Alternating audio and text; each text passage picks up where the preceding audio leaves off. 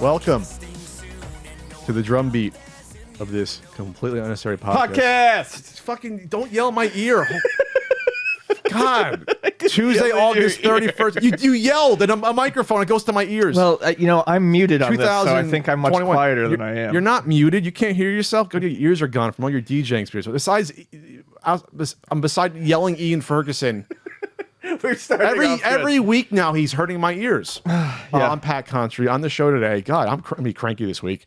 We're talking about I don't know, the Amico Road Tour, the WADA/Heritage Auctions aftermath that's been blowing up the past week. We got a scumbag seller. We have a scumbag seller of the week that's connected to all this. Oh, you blew it. You ruined it. It's fine. All right. And we got a Patreon poll topic, and we have other goodies going on. Ian, how was your weekend? Like I cared. You hurt my eardrum. It was good. It was fine. I went and got Korean fried chicken last night, which is always delicious. What makes a Korean fry? What type of spice do you use? So I think it's more the style of the fried chicken. There are different varieties. You know my intermittent fasting, right? You're gonna make it hard for me. I haven't eaten breakfast either. There's an OG, which is like normal fried chicken, but it's the way they do it. They call it original gangster chicken. Yeah, I think it's double fried, but more than that, I think it's the fact that the batter uses rice flour and cornstarch to make it extra crunchy and crispy. Ooh, so when you bite into it, there's lots of the cracking and the crunching. You got like an extra layer of crunch. Yeah, of fat just crunching into crunch. It's so good. It's crunch. But yeah, that was pretty much it. That was kind of my weekend. What did I do? I went to Funky Fries and Burgers on Sunday. It's one of those places in San Diego that serves you overly large portions of food. And I just realized that my appetite is very slim these days. I can't eat a whole pizza burger. You got a pizza burger? I had a pizza burger. That was the thing you had when you were a kid. You're like, oh, pizza burger. Get some marinara sauce, put some mozzarella on there. Everything at Funky Fries is kind of aimed at the 5-year-old eater inside you. Just like mac and cheese. There's a mac and cheese burger. Oh, God. Yeah. I love a good mac and cheese burger. Where is this located? Is this close? It's relatively close. There's 2 locations, I think. There might just be one. I don't know where it is because I have no sense. Are you going to invite me to one of these great eateries? Yeah, it was just for a pre. It was pre-eating for an episode of Extra Napkins. Okay, I need a ding every time you mention it every week. I got to go ding for Extra Napkins. You got to work that in. That's part of the contract. Mm-hmm. See, you podcast comes up plenty on Extra Napkins. Okay, part of my life. I'm part of my life. It's not me talking about it. Can I call it and plug it on while you're talking about coleslaw? You plug your stuff on here. My stuff is here. These stickers don't mean anything to me. Oh, Ian, they should though. They mean nothing to me. Well, if you had room on your laptop, you would have had one on there. There's no room anymore. They're dead to me. You gotta. Hey, we figured out the formula. There was 2,000 of these. This is the best thing I ever bought at the swap meet. What did you do over there? I don't know. I watched Tyron Woodley. What any of us do anymore. I watched Tyron Woodley fight Jake Paul. I got dragged into that. Oh, that's not an upcoming thing? That's an already happened thing? Yeah. Well, I'm glad to know that this is happening so frequently now that they don't have to talk about every single fight online because I had no idea. Well, there's 2 brothers. Now they're fighting every 2 months, on and off. But Jake Paul's a much better boxer than his older brother, the reasonable Paul brother, out of the 2. And the older brother is more reasonable. Yes. The younger brother is the better fighter. Yes, the older one is the one that did the suicide Japanese forest video, and he's calmed down a bit since then. Yeah, that's what I've gathered. He's been responsible. It's an opposite Samson thing. He's losing more of his hair and he's gaining more sense. Anyway, gotcha. Sorry. I didn't mean to take that shot at him. He's got a bad hairline. Anyway, but the fight was a decent fight. Jake Paul won on decision. Split decision. I wanted, obviously, Tyron Woodley to win. Tyron Woodley is a 39-year-old former UFC champ. That's 2 weight classes below Jake Paul but Woodley's been not in the game for a few years, and I think he lost the last 4 or 5 fights in the UFC. So his fire is gone. I talked to an MMA friend, you get older, your fire is just gone. Right. And you can see that in this fight because there was times where Woodley seemed timid. Now it's going to be a boxing analysis. He was timid. He wasn't firing off punches. One round, he had less than 10 punches in one round. One of the rounds, he was like, you can't win rounds that way. Ew. And so I gave the fight to Paul by decision. There's only an 8-round fight. And I think Woodley, you can make the case, Woodley won the 4th round for sure. That's where he almost knocked out Paul, but didn't follow it up. That's where you see he was against the ropes. It should have been called a knockdown, technically. He was holding up the ropes to stay up. He hit him with a straight right. He won the last round for sure, Woodley, and he won one of the other rounds. You can make a case for round, I think it was like maybe 6 or 7. But some people thought that Woodley won. I didn't. When you look at the fight stats and the punches, and it's like, no, he didn't win it. Maybe there's a couple more rounds he could have came back, but 8 rounds is tough. He basically didn't throw many punches the first 3 rounds. I think people just want to see Paul lose. I mean, which is understandable. He was in trouble. Say this about Paul. This is the first time he was in trouble fighting anyone. He was in trouble a few times. He got rocked a few times. But Woodley's not an experienced boxer. Doesn't know how to throw together combinations. Doesn't know how to bob and weave to get inside. He's shorter. Same reach. They both have the same arm range.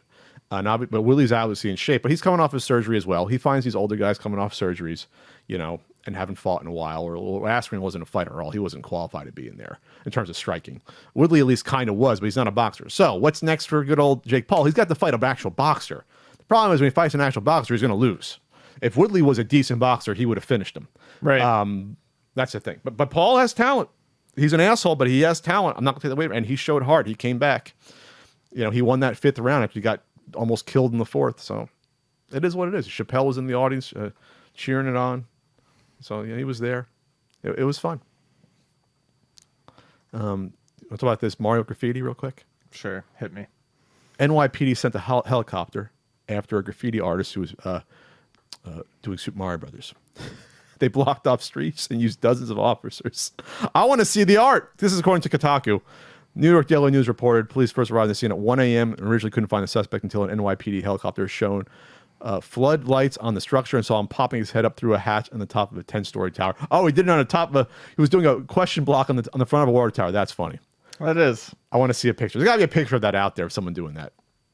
That's really funny to do that.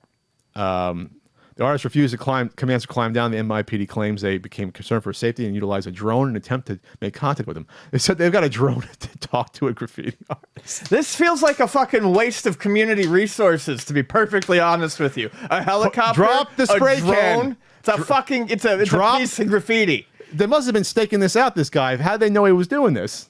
Like, how do you get the drone and the helicopter? I don't know. Paying attention to the most important things going on in your neighborhood, like cops usually do. The artist likely panicked into hiding inside the tower because the NYCD sent a helicopter in after him. That's Kotaku editorializing as they are wont to do.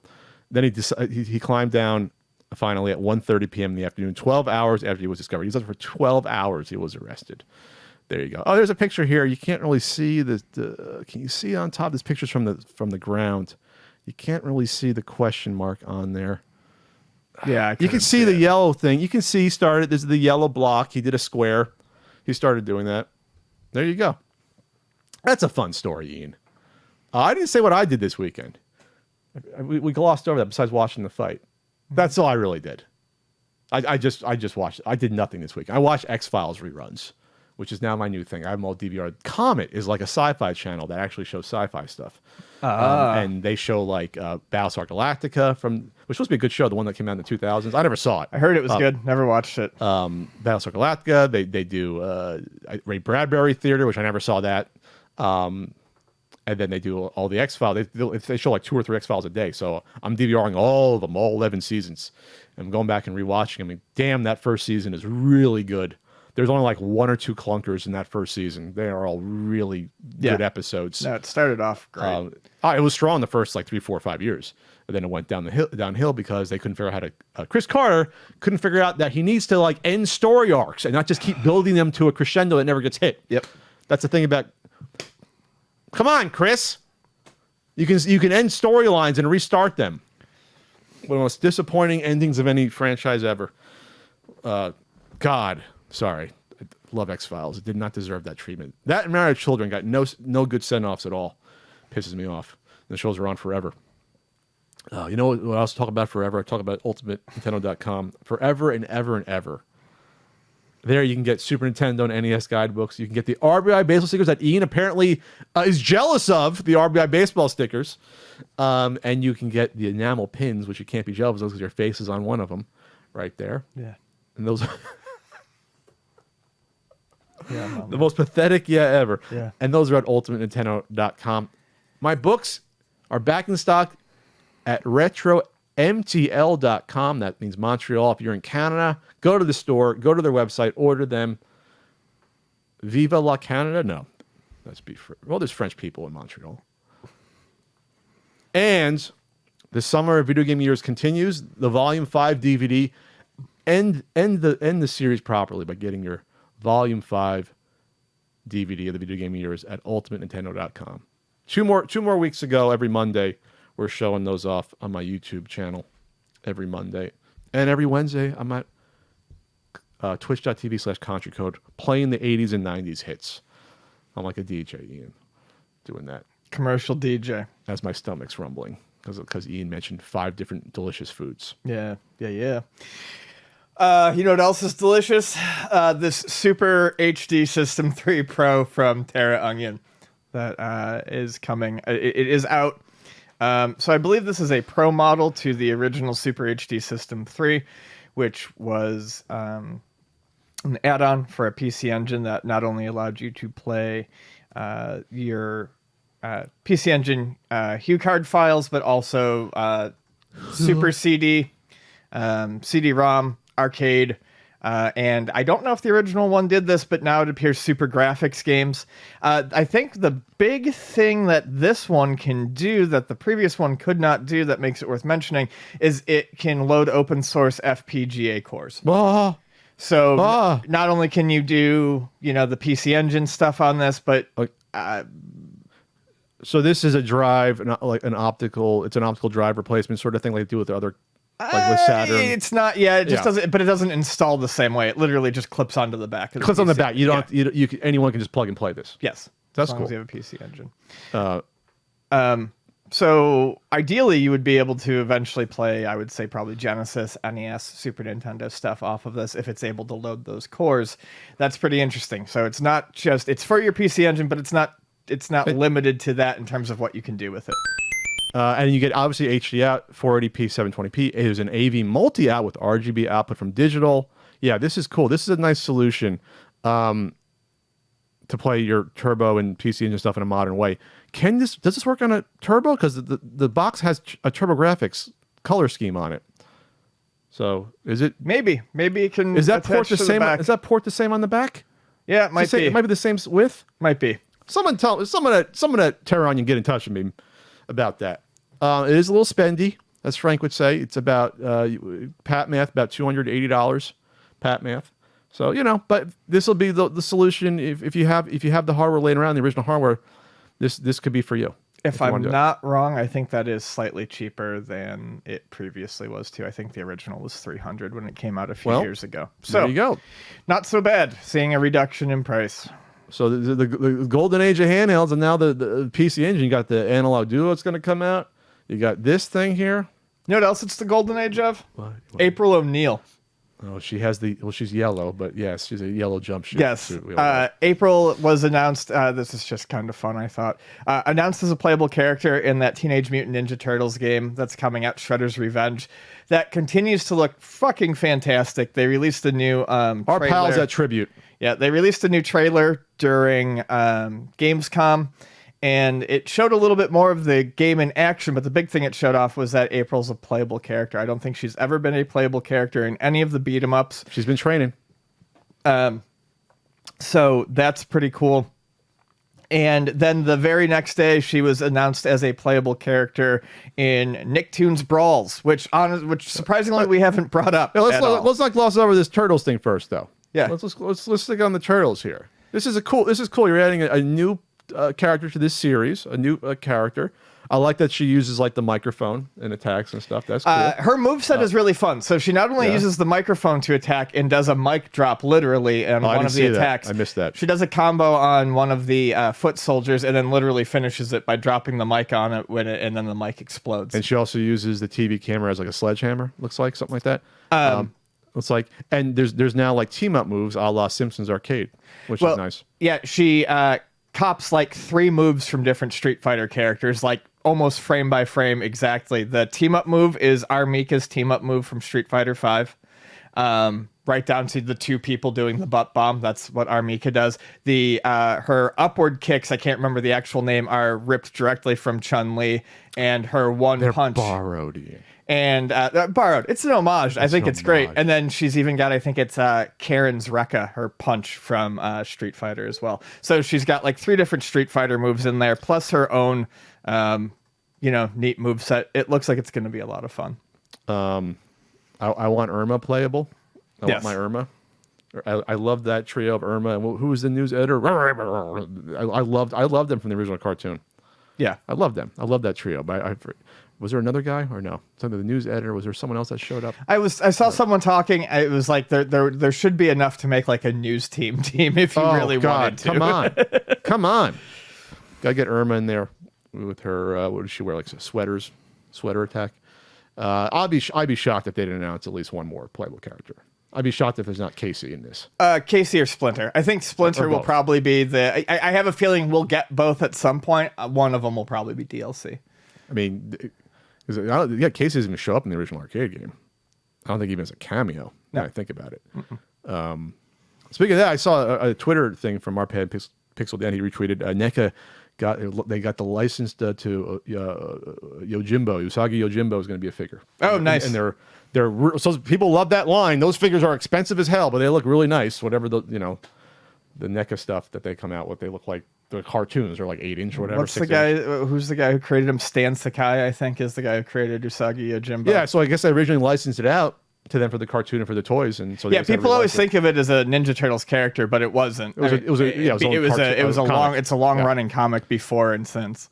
Yeah, so it's interesting. That was one of my favorite figures I had as a kid. Usagi Yojimbo. Oh yeah, that figure was great. Yeah, it had his sword and knife. Yeah, it was great.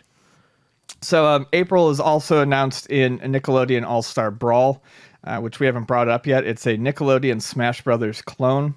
A pure clone in terms of how it looks, and it looks at how it plays. Like this isn't like the PlayStation bullshit. This is like a pure clone. This is not the first time they've done it. I believe there was one on the GameCube.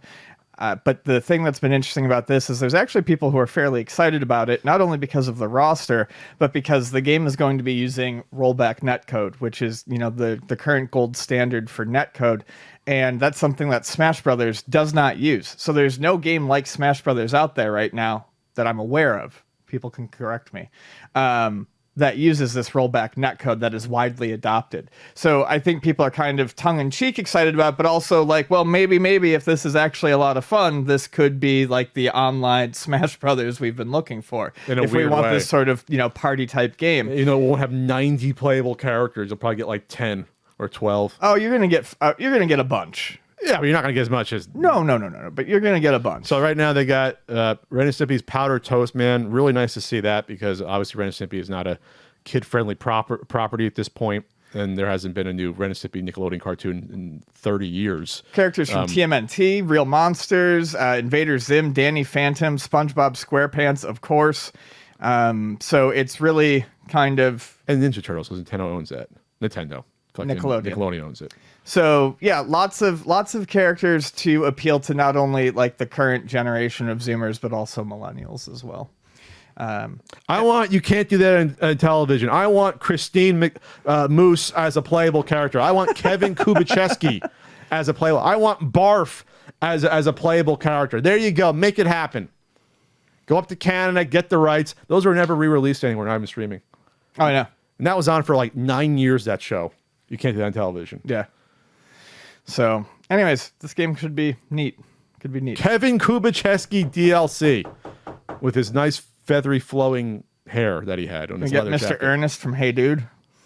Mr. Ernst? And Mr. Ernst from Hey Dude, that'd be good. And then the kid was a Mets fan. I remember that. They moved from New York. Buddy. I want Melody from I like Brad. I like Brad's husky voice and her brunette hair. I was going to say Melody versus Brad, no items, Final Destination. I had a crush on Brad. And then Melody ended up marrying Ben Stiller. Yeah, that's right. It's funny how that works out, right? Mm-hmm. It's like I didn't see her do anything after that, and then she was in a couple of movies. Like I saw her like once or twice, and I always was like, "Hey, that's Melody." What the hell did Brad do afterwards? I don't know. Or Danny? What did they do? Now look up Brad. What happened to Kelly Brown from Hey Dude? It was interviewed 4 years ago. Interesting. I want to see what happened. Now I'm interested. That was 1989. Hey Dude, was that on for a couple years? How many years was that on for? Sorry, this is becoming a Nickelodeon podcast now, as we talk about this stuff. Kelly Brown. Oh, she just did Hey Dude. That's it. Wow. It was on for 3 years. 89, 90, 91. That was it. Oh, Kelly Brown, we hardly knew ye. Sorry, what were we talking about here? Childhood crushes? We were doing a podcast. We were? We were. Something about the Amico Road Tour. You can go off on that. I was going to have a brilliant segue, Ian. Well, you didn't sound like you were going to have a brilliant segue, so I was trying. You yell in my fucking ear. You insult my segues. You said, what are we doing? You insult my RBI baseball stickers. We're going to throw down here, and we're going to fucking start tossing chairs. This is it. This is how the podcast ends. Episode, what are we at? 280? What are we at? Right? 380? What the fuck are we at? 480. 280? I don't know. I can't keep count anymore. The Amico's going on a road tour. Apparently. They're going to tour it around. Yeah. They're going to drum up press. Because that's what they need to do right now instead of, releasing the system. They put out a handy-dandy press release on their site. Intellivision Entertainment announces Amico Roadshow and Tour. Roadshow, like they're going to have like a stage event. That's what makes it sound like Sharon, Lois, and Brad going on tour for the Elephant Show. It's an all Nickelodeon show right now.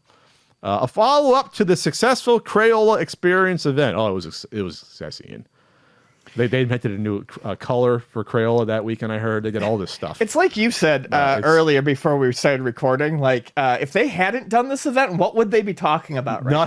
Nothing. There's nothing going on in Intellivision land right now. They rented the Party Palooza Party Pavilion at Crayola. They got their pizza squares for everyone.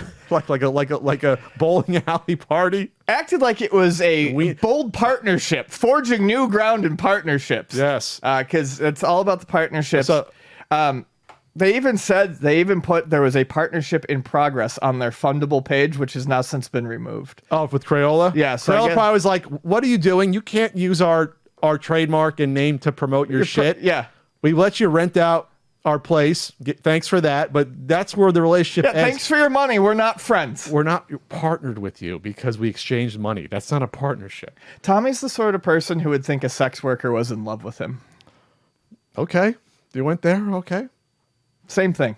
100%. I'll soften it. Let's say a stripper or a exotic dancer. Like, oh, but she but Amber really likes me. I have a partnership with Amber down at that. She's always happy to see me. She smiles at me and takes my money. Yeah. Before the lap dance. Of course they do, Tommy. Speaking of family fun, they're going to go to 2 locations. Never in the history of the world did I ever think a roadshow and tour was 2 locations, but here we are. L.A., which is around where they're based at, like Irvine, so not too far. No. And Salt Lake City, which is interesting because they bring up Salt Lake City every now and then for having some sort of operation out there doing market research you hear about, or doing some focus group testing, maybe because that's where the family stuff's going on. I don't know. You think the Mormons are going to be a big market for the Amico? I don't know why, but Salt Lake City comes up when you hear Amico murmur for some reason. Well, if the family-friendly shtick doesn't fucking sell it to, a mass audience, he could always put it in, I don't know, church circulars.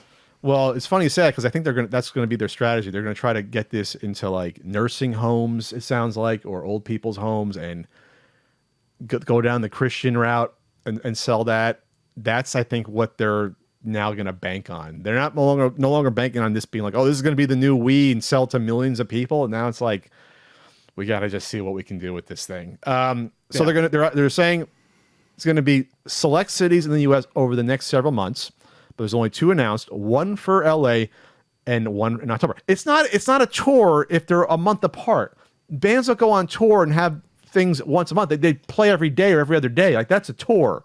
It's not a tour once a month. 2 dates is not a tour. It's not a tour. Just say you're doing events. Like, even the press releases, they have to like fib and like stretch the truth when it comes to this.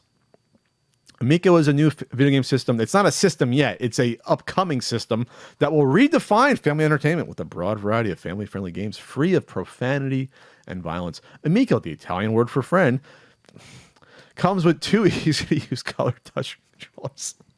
They got to say that. They got to just say like why we chose this name, the Italian word for friend. It's like why? Why do that? One of those. What do you want? One of those Italians. Apparently, the Creole experience in Pennsylvania was so much fun that the kids and their parents didn't want to put the game down. This is our quotes, Ian. Yeah, Make sure this isn't coming out of your mouth. No. Okay. I thought I said apparently the Creole experience in Pennsylvania was so much fun. They didn't want to put the game down. They were excited to extend the opportunity to a larger audience. Yeah, because when you shuffle people into a room with a video game system, kids are always going, especially if they're in a place like the Creole experience, kids always gravitate towards the most video gamey thing at any place they're taken. Go to a museum, they're always, anything that's interactive. Anything you can touch. Yeah, sure. They're going to love it. They're going to tell their parents they love it, and they're going to tell you that you love it when you're breathing down their necks and asking them if they love it. And holding a camera in front of That's according to Danny Erdlatz, who leads consumer events at Intellivision. A new challenge. This is a name we haven't seen before. A challenger appears. This is a Nintendo employee that worked there for maybe a month and a half, or someone who used to be at Microsoft. Okay. Here's another one of those blanket statements by Amico that is just humorous. Every game on Amico encourages group participation and teamwork through couch co-op and style of gameplay. Yeah, because you're really putting the family's brains together to play through a game of Astro Smash. Astro Smash. Shoot rocks that are falling, or Evel Knievel. Make sure your dangly guy doesn't sound good. Your dangly guy doesn't fall off the motorcycle when you do jumps. How is that co-op? That most popular of team co-op sports skiing? Yes, which I think they already said is was there like only 8 or 10 10 tracks? levels, no difficulty level. No 10 stages, no difficulty Just a standard levels. difficulty. Yes. 10 stages. What is that? 15 minutes of gameplay? Like what are you getting at? 20 minutes? That came out of Tommy's mouth on that Atari Age message board. I'm sure he'll go and delete it now. But they're cheaper than a AAA game. The difference is a AAA game you can play for dozens of hours and see new content still. You can't do that with these games, apparently. I can also play a lot of games that I've purchased for $10 on the Switch for hours and hours, but this is like skiing. These are quick and simple little. Oh, they want to be the board game console. A lot of board games you can play a game of life in 25 minutes. Play some Trouble. Trouble's like 10-minute game, 15-minute game, right? The Pop-O-Matic Bubble. Play some Uno. That's like 10 minutes. There you go. You get your 10-minute video games. You get your 10-minute games right there. What else is in this Not much. Show? Just fluff. I don't really have a whole lot more to say about it. All I can say is that we'll see what happens. Intellivision pioneered the video game. Mattel made the Intellivision. Can we stop with this? Intellivision was a name of a product. Yeah, it started as a name of a product. Yes, they eventually sold off and branched off. Mattel made the Intellivision. Can we just correct that for we did before, but it gets forgotten somehow? This isn't even an Intellivision thing. This is like every single person who scoops up an old license or trademark. They always act like it's still the same, they're just lineage from the past. It's not. It's how Atari is now. Yeah, it's like they transferred it through 3 different hands. Yeah, you're transferring over some of the game properties and the trademarks, but it's like, come on, can we stop with this? You didn't trailblaze anything, Tommy. No. Mattel put some money into this and eventually said, well, this sucks. We got to get out of this, and sold it off. I mean, that's what happened. The same way like Atari, Time Warner screwed that and sold that up. Atari got sold and played around with so many times even before the 90s we forget about. Yeah, okay. I wonder if Mattel would be like, we're going to get back into this and do it. No, Mattel did the Hyperscan. Didn't they do the Hyperscan? Yeah. And that failed. And that was Mattel. And they actually are a company with a track record. Yep. And lots of money, and they failed. We never brought up the Hyperscan, how that might be the closest sort of parallel to this console. That came out. Yeah, quick and easy games. There are people make that comparison. Yeah, I don't even really know anything about the Hyperscan, but it is a comparative. But it had Mattel behind it. They had real properties. They had superhero properties and other stuff. It was like barcode scanning and shit like that, I think. And that failed horrendously. That they didn't. I don't think they broke 100,000 units of the Hyperscan. Let me look that up real quick. I don't think we ever brought that up before. Hyperscan. But they look like mobile-ish type of games. They sold 10,000. A Mattel console sold maybe 10,000. And they had X-Men and Spider-Man games attached to that. Marvel Heroes. They had a wrestling game, Ian. Oh. The Interstellar Wrestling League on there. They had a handful of games. There you go.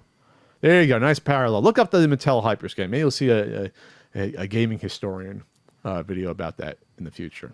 All right, you want to talk about Gamescom real quick? They did a little Gamescom little thing. They talked about the Amico, and what you got out of that was Tommy said that the reason Earthworm Jim has been worked on is because the Earthworm Jim team members are pulled off of that to work on other games and the UI, and it was just like, who are we? Is anyone buying this in the world? The other thing that I would point out about Gamescom, and it's really, I think the big takeaway and all I really have to say is 3 years in.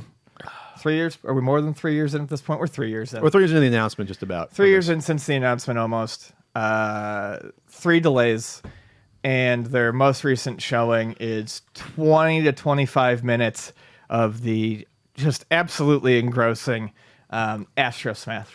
That, again, gives me no confidence that this thing is anywhere near a state of launch if all you can show is one game that you've already shown off. Remember that weird video? I can't remember which video it was, but it had like 3 minutes of uncut Astro Smash footage. Mm-hmm. That's like one of the only games they've shown off in any sort of uncut form for longer than 15 seconds. That and maybe Breakout, I think, got a pretty good showing because... Talking about that August one from a year ago? Yeah, it's probably that. Breakout got a fairly good showing, too, with some uncut footage. Probably because that was made by a competent developer. An independent developer. Yeah. Please, sir, if you're out there, come out of that game. The Amico, if it never comes out, you can still... Hopefully, your contract, you can break that and put that game out. That should not be exclusive. I'll put $10 down on that. Put it on the Switch. Yeah. You'll make money. Give a vertical option, too. I have trouble playing horizontal Breakout, but I don't want to destroy your vision, sir.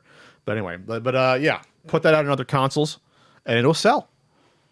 Yeah. I'll plug it, sir. I will plug that. It's a nice looking game. I will plug that Breakout game. But I'm not buying an Amico for it. No one is. That's the takeaway. No one's buying an Amico just to play a nice looking Breakout. No one's doing that. Remember the Pong game with the football? How awful that looked. Yeah, and that's one of the Germany games that they got fun to do. I found out. It's one of the ones that I forgot about. They took taxpayer money to make make a Pong clone. Oh. I'm 25% German, so I'm pissed at that. You want to play Pong with Mickey? They took. I got extended relatives somewhere in Germany still, probably that line hasn't died off, even though it came over in the 1850s. The German line. It's true, Ian. Came here, went right to work, grab a rifle, fight those Rebs. That's basically what happened with a lot of immigrants. Not right away, but there was a draft. You ignored me. I'll talk about my Civil War history. No, okay, fine.